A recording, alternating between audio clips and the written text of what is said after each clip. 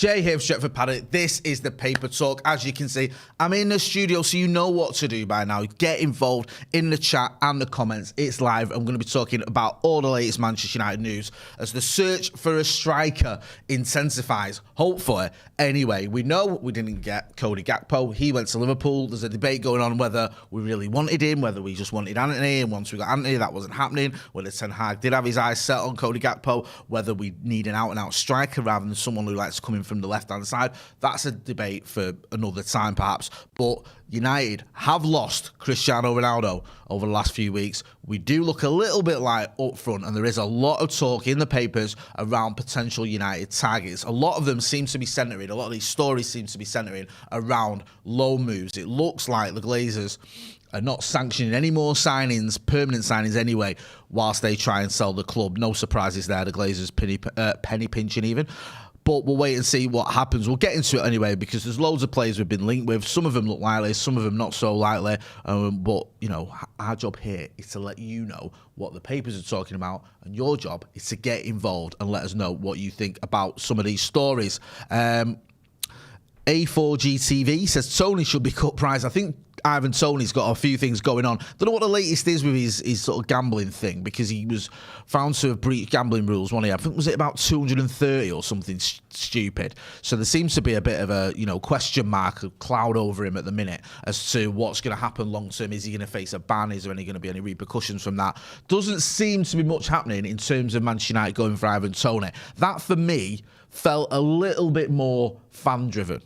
It's like the fans were talking about that. Do you remember a few years ago where Bissouma was like the flavour of the month with a lot of fans, and there was all this talk of United are in for Bissouma, United are going to get Bissouma. And when you scratch beneath the surface, there wasn't many newspaper journalists or, you know, articles that were actually coming from reputable sources saying United are looking at him, United are ready to make a bid, or United have bid for him. It just seems to be more like fans saying, look, this is a player that could do a job in our midfield. And that generated a lot of interest online.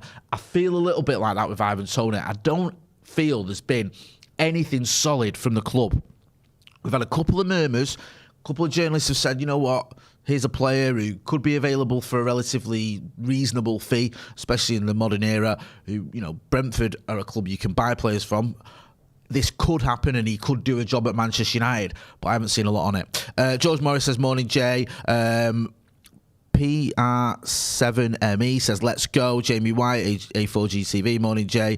Seriously, we're skint though, question mark. Yeah, it's weird, isn't it? Because it's like, there's obviously money. There's always money for transfers, right? It's just one of those things where you can go, okay, well, we've spent a load of money in the summer, we haven't got any more money in the winter or whatever, but we have. We've always got money. We've got money for dividends. We've got money for these loan payments. We've got money for all the other stuff that we need, you know, these sort of fees that we pay to the Glazer family or whatever it is, or these loans that we give him or whatever. I can't, you know, sort of work out half the time what goes on, but they take a lot of money out of the club. There's always money there, and you think that you're looking at it going, we want to be in the Champions League next season. Do we need another striker to get us over the line there? You could argue we do.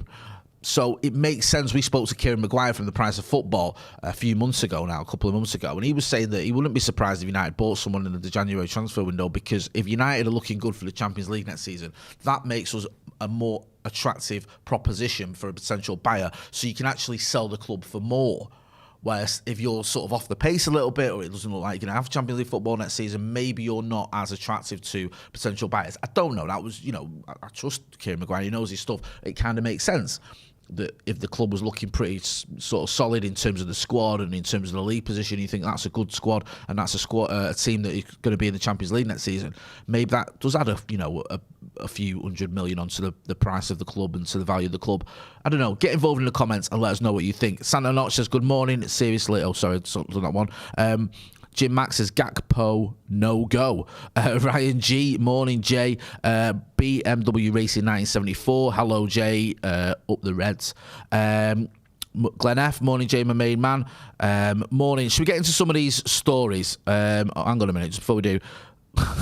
What's this? The Urmston Strangler. Ladies and gents, boys and girls, Merry Christmas, Happy New Year, up the paddock, Glazers out. Let's get top 4 and win a cup. I love your head, Jay. Lovely sentiment. Should we start getting into some of these stories? Let's start off with the first one on my list is The new 3 new targets after Cody Gakpo snub. This is in the Mirror, so you can see it there. The Man United refreshed transfer plans with 3 new targets after Cody Gakpo snub. This is from Dave McDonald. We've had Dave McDonald on the channel before, and he's talking about, well, he's just basically talking about, you know, who United are looking at now, and the fact that it looks like we've got Rafael Leao, the lad Dusan Vlahovic and Goncalo Ramos. Now, on those 3, Rafael Leao, remember we were linked with him a little while ago, and it was like, oh yeah, if we don't get Gakpo, we're going to get Leao, and that didn't make much sense to me because I'd thought Leao would probably cost more. Vlahovic, you remember Vlahovic is a player that I think Ralph Rangnick mentioned, didn't he? He said he was one of the players, he was one of the targets that he wanted to bring to Manchester United. I think he mentioned Luis Diaz, he mentioned Julian Alvarez, I think he mentioned Vlahovic as well, as players that when he was the manager of Manchester United in January, he wanted to make some signings, or at least one signing, and the club said no. The article, as you can see there, goes on to say, but there is an acceptance among Ten Hag, football director John Murtaugh, and technical director Darren Fletcher, that an out-and-out number 9 is a hard position to fill, particularly in January, with the summer affording United greater scope and options. So there's a little indication there that it might be the summer where Manchester United actually do go out and buy a number 9 because of the problems you get with trying to sign someone in January. It's always a bit of an issue in January, because a lot of clubs who have out-and-out number 9s, have goal scorers, or any player that they want to keep hold of, you know, it's difficult to tempt them. I think the reason that Cody Gakpo was available was because he didn't have that long left on his contract. So it's like if PSV wanted to make some money, they had to sell him sooner rather than later. That's not the case with some of these players. With us, it is. There's always a bit of intrigue. I think it was when one of the players there mentioned Vlahovic. He's been linked with a few clubs over the last few weeks, and especially with what's going on at Juve, because they're in all sorts of messes. Now, we were talking about this last night on the Paddock Live. I'm saying, okay, maybe because Juve have got all these issues going on, these financial issues, he will be for sale, but he won't be for sale cheap. They'll still want a decent price for him. They paid a lot of money for him. They want to at least get that back, if not make a small profit on him. So you're looking at probably 70, 80 million. Is that going to happen now in January? Under this current regime, no. New owners may come in. I know there's lots of ifs and buts and maybes. Come in potentially in the next quarter, in the first quarter of next year, and they may go, right, okay, in the summer we're going to go big, we're going to bring in a load of new players, we're going to bring in a striker. Next summer, I think United have to bring in a striker. I don't think you can leave it past that, because you look at the options we've got up front, we're a little bit threadbare. January, we'll have to wait and see what happens. I wouldn't be that shocked if nothing happened. I hope it does. I think we do need more firepower up front, but let us know what you think. Do you think Manchester United are going to sign anyone in January? And if we are, who do you want to see coming in? Abhinav Verma, always great to see him in the chat, says, Romano said Glazers won't spend money in January. My issue is when did they actually spend the money? Does that statement mean anything? Yeah, I mean, a lot of people are talking about potential low moves. I think Ornstein was mentioning the fact that we're going to get to Joao Felix in a little while. But there was talk that maybe a low move makes sense for Manchester United because it's not going to be a permanent deal. It's not going to be break the bank, and you could maybe get a loan deal done for a similar price to, or a similar cost to, what you've recouped from letting Cristiano Ronaldo go. He was on silly money. He was on about 500k a week, so with him no longer on the wage bill, maybe that frees up a little bit of funds to go towards a loan move. I don't know. We'll keep you posted as always. Should we talk about another target we've been linked with? This is one. I think this is in the Express. Now, this is a kid that apparently Thierry Henry likes a lot. I mean, I don't know how much weight you put behind that. Thierry Henry, obviously a very good player, not so successful as a manager, but that doesn't mean he doesn't know a good player when he sees one. Apparently, United and Spurs have opened talks with Ron over a move for Martin Terrier, who has previously received high praise from none other than Arsenal and France legend Thierry Henry.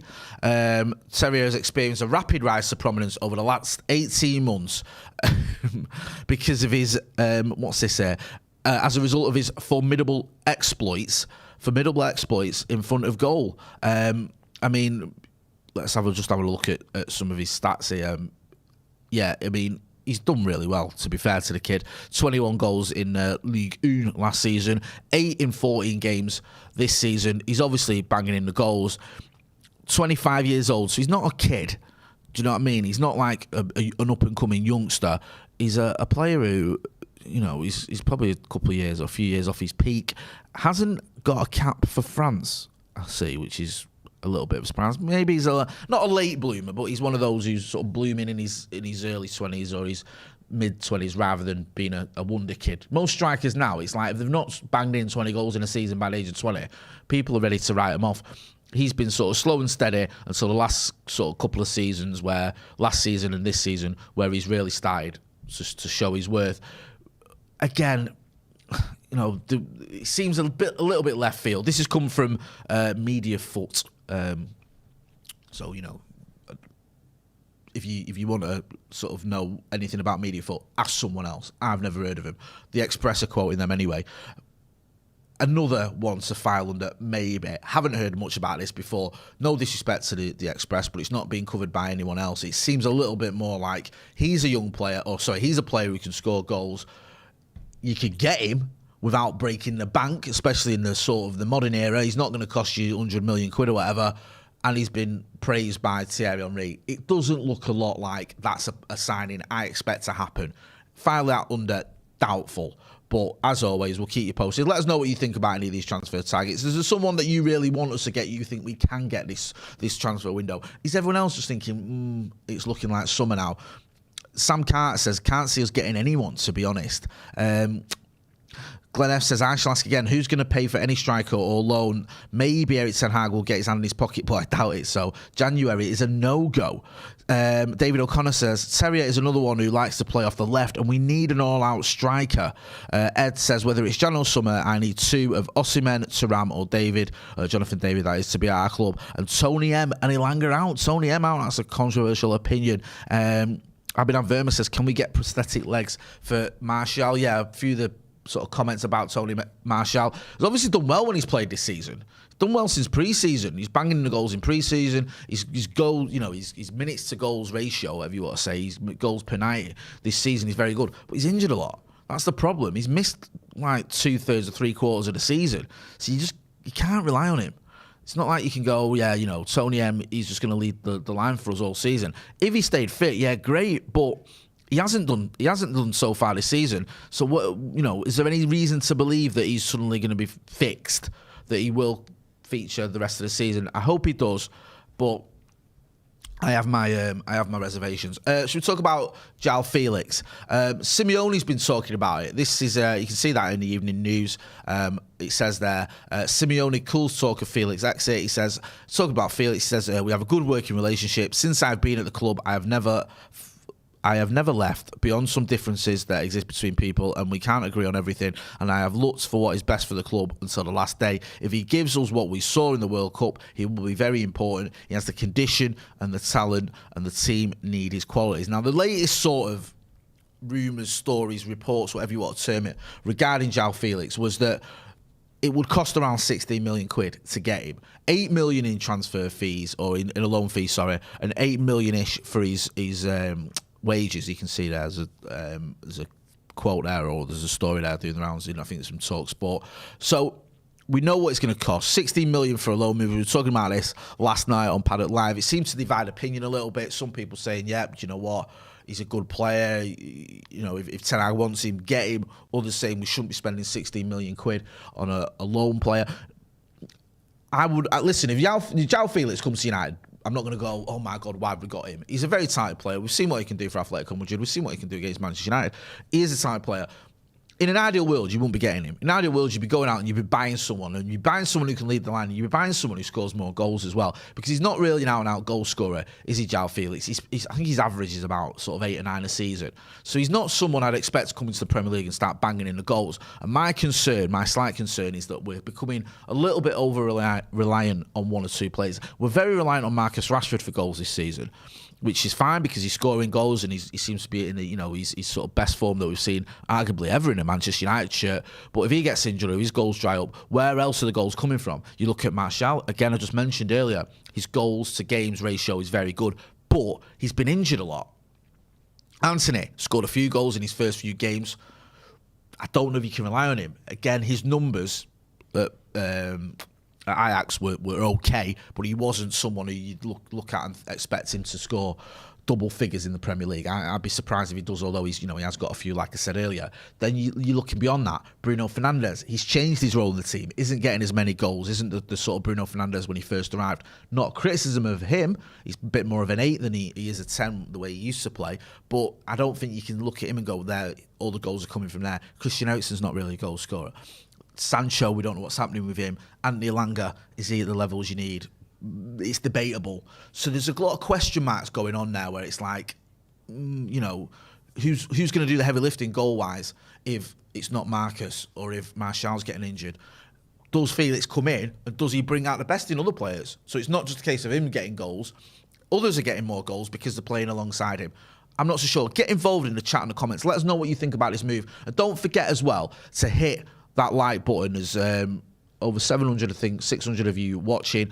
We haven't even got to 100 likes yet, so let's sort that out. I want to just talk to you quickly as well. We've got an event coming up tomorrow. If you can get to Dublin, or if you're in Dublin tomorrow, come and join us. Myself, Joe Smith, Adam McCullough, Stephen Howson, and Brian McClare, United legend. I don't throw that word around lightly. Brian McClare, over 110 goals. I think he scored 117 goals for Manchester United. Scored in cup finals. Won the greatest trophy you can win, the European Cup Winners' Cup. He's done a lot. He's got loads of great stories about Sir Alex Ferguson, about being at Manchester United, not just as a player, of course, but as a coach as well. Helped coach the likes of Marcus Rashford. So if you can get that at Dublin, come and join us. There's a link in the chat. I've just put it in the chat. Click on that link and come and show us your support. Our first event at Stretford Paddock, live event at Stretford Paddock. I'm looking forward to it. Going back to Felix, it's just it's a bit of a funny one because Robert Doyle says Mitrovic could be a good option and shouldn't break the bank too much. Out and out striker and different to what we have. See you tomorrow in Dublin. Looking forward to seeing you as well, Robert. Felix isn't really that out and out striker, is it?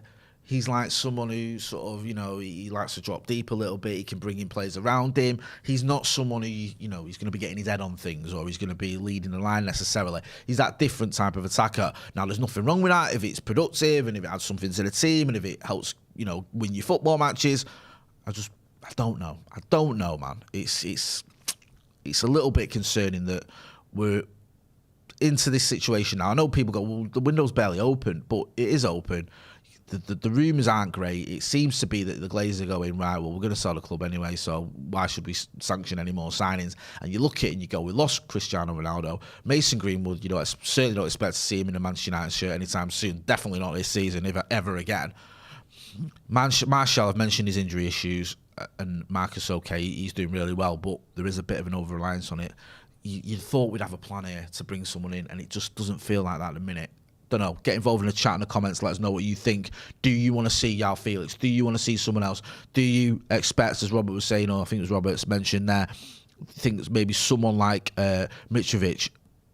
Not heard too much about that, but is it going to be another one of them? Is it going to be a sort of an 11th hour signing? Do you remember when we did like Odi and Igalo? Or was it that deadline day? It was like late at night when he knocking on the director's door at his club going, let me go to Manchester United. Tony Pierce says, who's been a member of the first team for 9 months, says, I'd go all in for Ramos or Vlahovic or even Mitrovic. Yeah, Mitrovic seems to be a popular choice amongst some of you. Obviously, scoring goals in the Premier League. It's just, again, is that going to happen?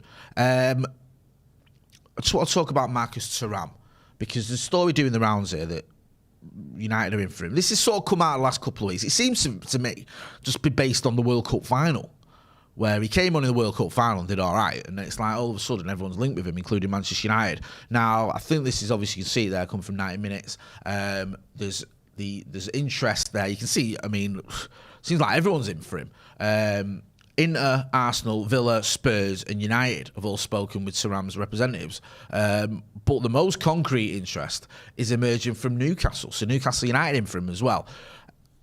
And I think they've had, it says there, Alan Saint-Maximin has recommended Thuram to Newcastle. So if you've got all those clubs in for him, are you going to get him cheap if there's a bit of a bidding war going on? No. Do you really want him? His numbers at Mönchengladbach are pretty good. I think he's at 13 in 17 or something. 13 goals in 17 games, something like that this season. So he's putting up good numbers. But it feels to me like you're buying him or there's all this talk has just emerged because he did all right in the World Cup final, which worries me a little bit because, you know, coming on against a knackered Nicolas Otamendi and doing well doesn't mean that you're ready for the Premier League. And yes, he's having a decent season, but there's a reason why he hasn't been linked prior to that World Cup really with anyone. And that's because no one was really looking at him and no one was thinking he's the man until that World Cup. I don't know, maybe I'm being a bit cynical. Let us know what you think. What worries me, you know, almost get to this situation, don't you, as a Manchester United fan, where you just go, just get anyone. Just get a striker. Do you know what I mean? We just need some bodies. We need someone who can, you know, can do a bit of a job for United. Maybe he's not up to it, but at least he's someone. And that's not going to get you into the top 4. SK says, no spend equals no top 4. A bad summer transfer also means wasting 1 year of players like Varane, Casa, Eriksen. We'll have to replace if we waste time. David Harrington says, unless he's called Lillian, then I'll pass Lillian Thuram, one of the best defenders ever, really, wasn't he? His dad. Yeah, I get it. It's a worry because it's a shame because we've got these players who, you know, you look at like Casemiro, you look at Eriksen, 30 years old, you know, they're not saying past it or anything like that. Well, these are the peak years, and this, you know, we've got them. They're playing really well and doing really well. And you think if you had another striker to the mix, we'd have a really good team. We've got a good team anyway. It's just squad wise where you have 1 or 2 injuries and you start thinking, looking over your shoulder a little bit, thinking we could be in a bit of trouble here. I think when everyone's fit, our starting 11, you've got some absolute top draw players in there. I think this team could go toe to toe with anyone when everyone's fit. The issue is once you lose certain players, if anything happens to Marcus Rashford, I think we're in trouble. I think we miss Christian Eriksen or Bruno Fernandes if anything happens to them, or Casemiro. Any of them 3 in midfield. And, you know, I like Scott McTominay and Fred, you know, he can do his job. But they're not at the same levels as the 3 players I've just mentioned there. And Donny van der Beek, I'd be surprised if he ever starts in the Premier League, to be honest with you, the way his career is going at Manchester United. So it is a little bit of a concern that we are not down to bare bones, but we haven't got the squad that perhaps you need to really challenge at the very top. And that's where you look at it and you go, the obvious addition would be a striker. Abinand Verma says, Ten Hag basically telling Maguire, listen, bro, Luke Shaw is ahead of you. Oliver Orchard said, when was the last time we actually signed a striker for the long term? It's a good question, that. He goes on to say, we keep getting stopgap strikers. It does feel like, was it Lukaku? Was he the last one we bought as an out-and-out striker who you go, he's long-term? Because it just feels to me like Cavani, Ronnie, Igalo, they've all been pretty short-term, haven't they? And maybe I'm missing someone. Glenn F says, think you're spot on. We don't need just anyone, and Erik ten Hag knows it, hence no Gakpo, but I'm not sure Anthony was the better buy. Yep, was Anthony the better buy? I think he's a good player. I like watching him. He's an entertaining player. He didn't have a great game the other day, but he's done well since he's come in. I get hold of some people who I was hearing a few murmurs questioning it because, let's face facts, a lot of people haven't seen a lot of him. So, you know, you're going off what you've seen so far. He got injured, didn't he, before the World Cup, which upset a lot of people as well because he's like, is he really injured or is he just doing this because he wants to go to the World Cup? He's come back. He's been a bit sort of ropey in that game the other night. But listen, he's a talented player. I'm sure there's going to be, you know, lots more skills, tricks and goals to come from Anthony. I'm going to wrap it up there. Thanks to everyone who got involved in the chat. Really good discussion this morning. I really enjoyed it. I think there's a lot of great points there. You do want to see Manchester United, obviously, doing something a bit more long-term. You do want to see us bringing in quality players as well, not just anyone. And it is a little bit frustrating that we didn't get Cody Gakpo. But hopefully, Erik ten Hag can, you know, mastermind a successful season, regardless of whether we get in another body as well. I've put in another link to that event we've got tomorrow night. Get your tickets. Tickets still available. Click on that link if you can get that at Dublin, or if you're in Dublin, come and join us tomorrow night. Myself, Adam McCullough, Joe Smith, Stephen Howson, and Brian Chocky McClare, a United legend. We're going to have a real laugh, and it'll be great if you can join us. Thanks to everyone who joined in the chat today and who's been watching. Don't forget to hit like, share, and subscribe. I've been Jay Moore. This has been The Paper Talk. Thanks for watching.